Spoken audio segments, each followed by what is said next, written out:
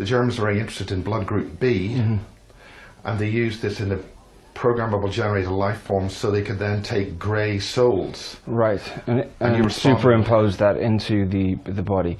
Okay, I think that the Germans are not only interested in blood group B. I think they're also extremely interested in any of the rhesus negative blood, particularly O negative and actually AB negative. AB negative is the rarest of all of the rhesus negative blood groups.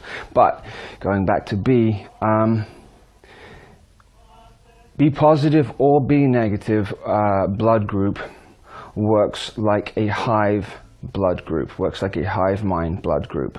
Not to say that anybody who has B blood is not an individual themselves, it's just on a collective level.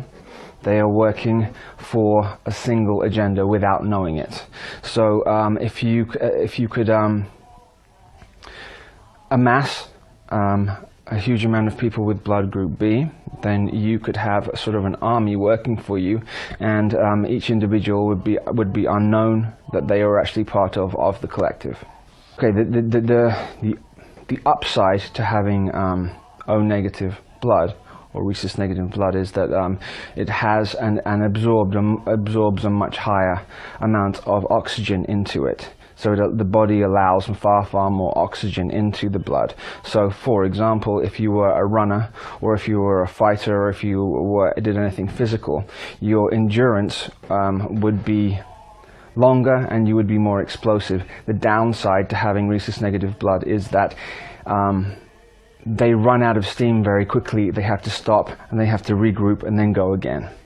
The O positive blood has a much longer endurance. It's not explosive. So if you had an army of rhesus negative an army of rhesus negative, then they would be excellent in a very short term. They could destroy something that's necessary very quickly. It's just that only lasts for a very short period of time. They're very explosive, but then they burn out quickly. So you'd use them hit hard, and then pull out, and then use your endurance. Yes. But they do hit harder than any other of the blood streams, and they do. And then there's the nature of the blue blood, because the oxygen into the blood, then it's a higher copper content. Thus, when oxygen hits the blood, it turns a slightly bluish color. So is that related to the Greys or reptilians, or the two families? Most